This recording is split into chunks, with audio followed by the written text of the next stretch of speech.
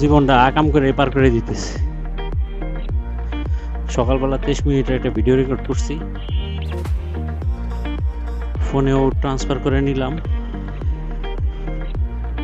এরপরে দেখি যে ফোনে জায়গা কম, অন্যান্য ফুটেজ ডিলিট করতে যায়, এই সকালের 23 মিনিটের ফুটেজ ডিলিট করে দিলাম।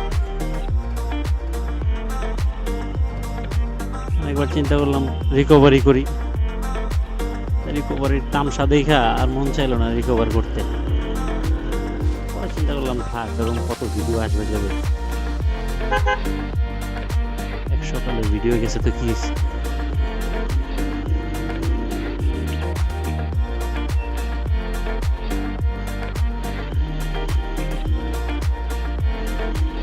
যাই হোক, এখন যাইতেছি হচ্ছে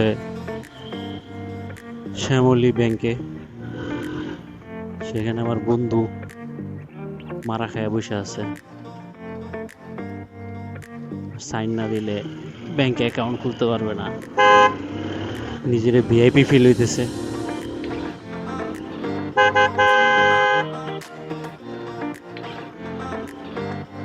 অটোওয়ালারা মনে করে কি, মানে আমার বেশ কয়েক বছরের এই অটোর যন্ত্রণার অবজারভেশন আর কি।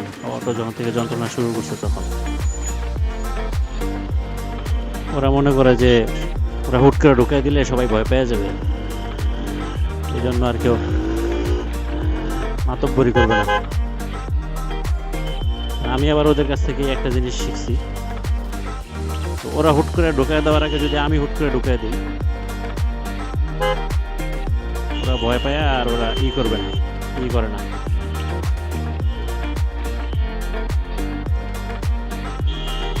ওরা আর আগায় না ভয় পায়।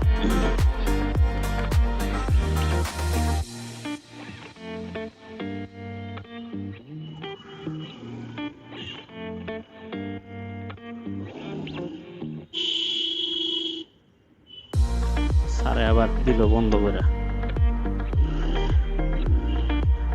দুপুরবেলা ভয়ঙ্কর গরম, ভয়ঙ্কর আলট্রা প্রো ম্যাক্স গরম, আরো গরম নাকি পড়বে এই বছর,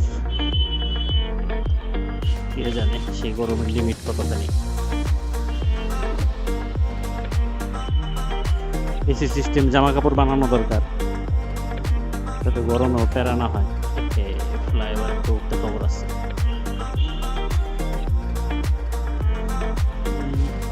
আইডিয়া মাথায় আছে, যে পরিমাণ খরচ হবে, আসলে আমার বিজ্ঞানী হওয়া দরকার ছিল, প্রচুর ইনভেস্টমেন্ট দরকার ছিল, তাহলে আমি অনেক কিছু নিয়ে রিসার্চ করতে পারতাম। শীতল জামা সম্ভবত আছে, জানি না, থাকলেও জানা নেই। কিন্তু আমার আইডিয়া হচ্ছে ফার্স্ট একটা কাপড়ের লেয়ার, এরপর হচ্ছে ন্যানো টিউব, সেই টিউবের মধ্যে দিয়ে যাবে হচ্ছে কুল্যান্ট।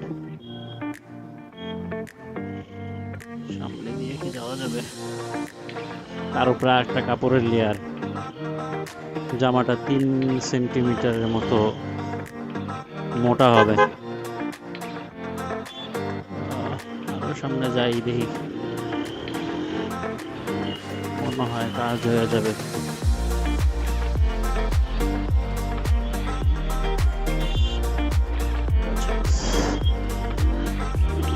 মামা বইসে দাঁড়ায় আছে মামলা দেওয়ার জন্য, যারা সাইড ব্লক করে।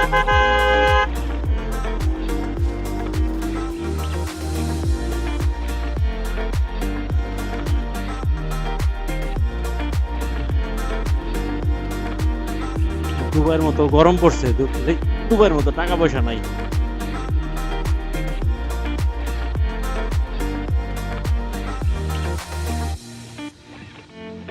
কালকে অফিসে যাওয়ার সময়, কালকে না সরি পরশুদিন, এক ভদ্রলোক আমার সুন্দর করে একটা চাপ দিল বাম সাইড থেকে। চাপ দিয়ে আবার আমার দিকে এমন ভাবে তাকাইলো, আমি ওই মুহূর্তে ভুলেই গেলাম যে আসলে দোষটা তার। আমি পুরো থতমত খেয়ে গেছি তার লোক দেখা। পরে বাসায় এসে কনফার্ম হওয়ার জন্য আবার ক্যামেরার ফুটেজ বের করছি। পরে ফুটেজ বের করে দেখি যে ওই ভদ্রলোকের দোষ। মানুষ আকামও করে, আবার সেটা নিয়ে আবার চোখ গরম করেও থাকে। এদের সায়েন্সই বুঝি না, এরা আসলে কি চায়।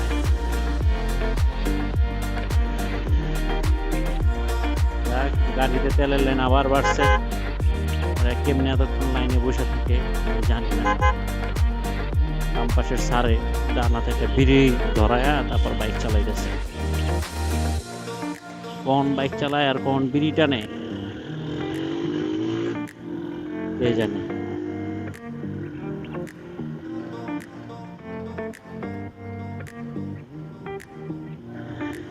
ঠিক আছে,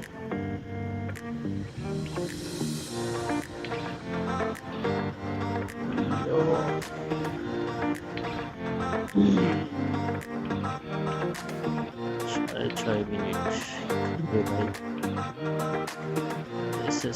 ভাই ধরে নিয়ে যেতেছে নাকি না, ভিতরে বাচ্চা আর মহিলা।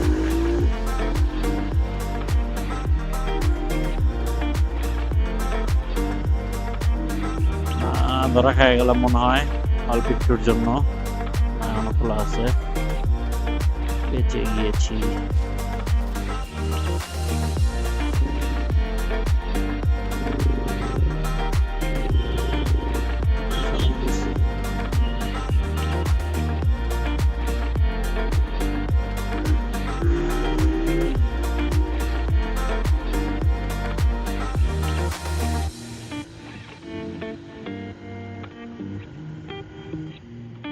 কালকে এমন মারা খাইছি ছোট একটা বিষয়ের জন্য। পরশুদিন থেকে ব্যাটারিতে চার্জ থাকে না, ফার্স্টে হর্ন বাজে না, তারপর লাইটের আলো ধীরে ধীরে কমে গেল। রাত্রেবেলা 4টা পর্যন্ত বাইরে ছিলাম, এই রাতেবেলা 2বার না 3বার ধাক্কা স্টার্ট দিছি। আবার সকালবেলা 8টার সময় গেছি খিলক্ষেত বিআরটিএতে, যাইতে যাইতে ব্যাটারি পুরা ডেড, আমার বাইকও পুরা ডেড। আরো 3-4 বার ধাক্কায় বাইক আর স্টার্ট হয় না।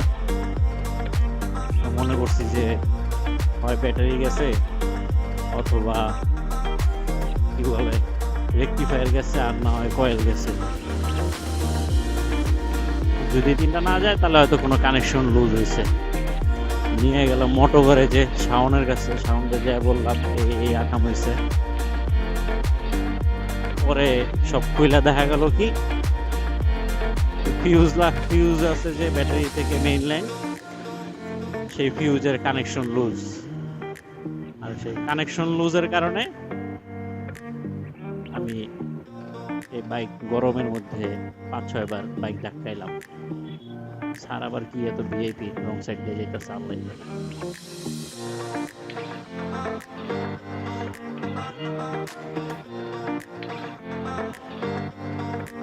বাটি হেলমেটের দোকান, সুন্দর নাইস। এরপর আপাতত ফিউজটা ঠিক মতো লাগানোর পরে এখন আবার সবকিছু ওকে। আরো কিছু কাজ টাজ করাইছি, সামনে চাবির লক নষ্ট হয়ে গেছিল, চাবির লকটা লাগাইছি, নতুন চাবি হয়েছে এখন। আগে ভাঙ্গারি চাবি ছিল, পেপের চাবি অনেক পছন্দ আমার, কিন্তু এখন আবার সেট গেছে আলাদা হয়ে। তেলের ট্যাঙ্কি আর পিছনের সিটের চাবি একটা, আর বাইক স্টার্টিং এর চাবি আর একটা।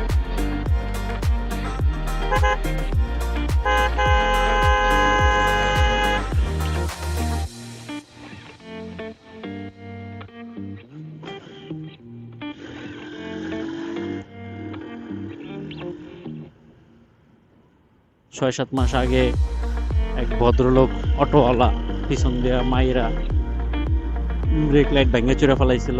সেই সময় আমার নাম্বার প্লেট হোল্ডারের যে লাইট, সেই লাইটটাও, লাইটের কভার ভেঙে গেছিল, লাইট ছিল, কালকে সেটাও চেঞ্জ করলাম। পিছনে একটা লাইট লাগাইছিলাম এর আগে রিফ্লেক্টরের ওইখানে, সেই লাইটের তার লুজ হয়ে কি বলে চাকার সাথে ঘষা খায়া দুইটা একসাথে হয়ে সামনে মিটার দিয়া ধোয়া বেরোয়া শুরু হয়ে গেছিল। আর যখন আগুনই ধরে যেত এরকম একটা অবস্থা, সেটা ছিঁড়ে বেড়ে ফেলাই দিছি। কালকে আজকে আবার লাগাইছি রিফ্লেক্টরের লাইট, দেখি এটা কয়দিন থেকে।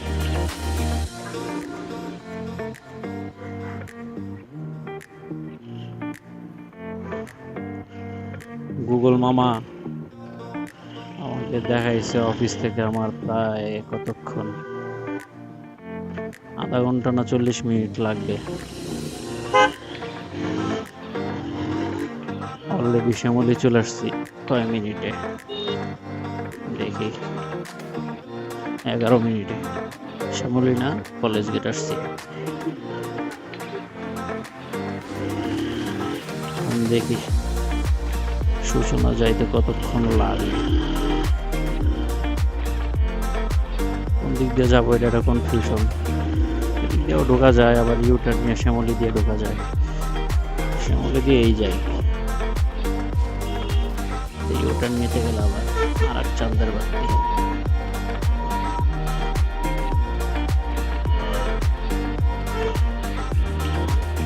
এই মামারা আবার রাস্তা বন্ধ করে দাঁড়ায় থাকে।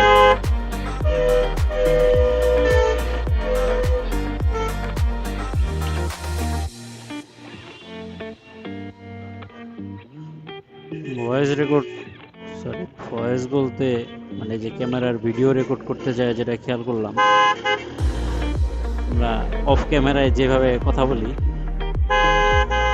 ক্যামেরা অন থাকলে সেগুলো অনেক কিছু বলা যায় না, ফিল্টার করে কথা বলতে হয়।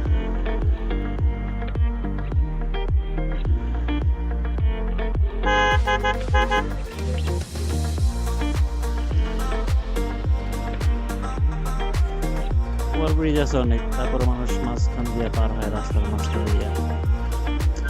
সেখানে মানুষের দোষ দেওয়া মনে হয় অতটা উচিত না, কারণ ওভারব্রিজ উঠতে অনেক কষ্ট হয়। না, মানুষেরই দোষ দেওয়া উচিত, কারণ হচ্ছে কষ্ট হইলেও সরকার কিছু বাংলায় চলন্ত সিঁড়ি লাগাইছিল বেশ কয়েক জায়গায়, পাবলিক সেগুলো খেয়ে ফেলাইছে। পাবলিক তো এগুলোই ডিজার্ভ করে, ভালো জিনিস সহ্য হয় না। কালকে দেখলাম কোন হসপিটালে, বাংলাদেশের সরকারি হসপিটালের অবস্থা তো ভয়ঙ্কর খারাপ, মানে ভয়ঙ্কর খারাপ বলতে প্রাইভেট হসপিটালের বাথরুমের থেকেও জঘন্য অবস্থা, মানে সরকারি হসপিটালে থাকার থেকে প্রাইভেট হসপিটালের বাথরুমে থাকাও অনেক ভালো। হিরো চাচারা সব উল্টা সাইড দিয়ে আসতেছে, সামনের গাড়িটা রেখে যেন মেরে দিচ্ছে, বাম্পার বাঁকা হয়ে গেছে। তো যাই হোক, আসন্না ফাউন্ডেশন থেকে, যা আহমদুল্লাহ হুজুরের ফাউন্ডেশন, যারা সবসময় ভালো কাজ করে, আমার কাছে বাংলাদেশে একমাত্র বিশ্বাসযোগ্য হুজুর, যার ভিতরে কোনো ডুপ্লিকেসি বা কোনো ধান্দাবাজি আমার কাছে মনে হয়েছে নাই। এই ওয়াশ টোয়াশ করে হাবিজেবি মানে গেঞ্জামের মধ্যে সে নাই, সে সবসময় সলিড কাজ কারবার করে। তো সেই হুজুরের ফাউন্ডেশন থেকে এই করছে, কি বলে, পানির কল লাগাই দিছে, যেখান থেকে ঠান্ডা গরম পানি বের হয়।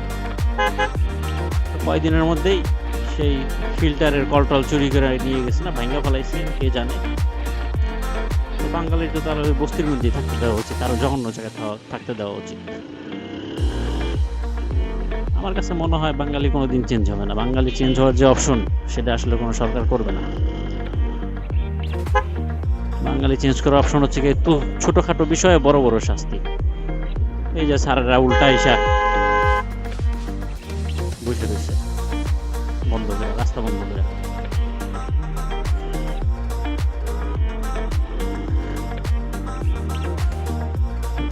সব বড় বড় অপরাধী বাংলাদেশের শাস্তি হয় না, ছোটখাটো বিষয়ে বড় বড় শাস্তি আসলে।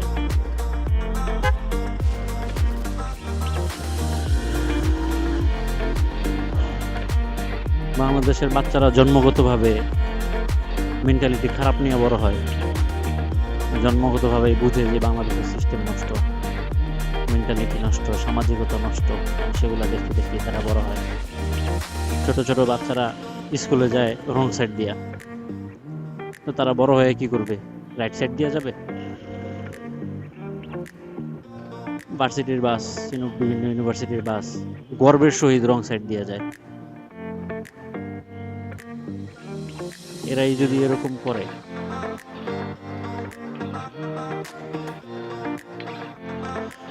চলে আসছি। দোতলায় মনে হয়। যাই সাইন টাইন দিয়ে আসি।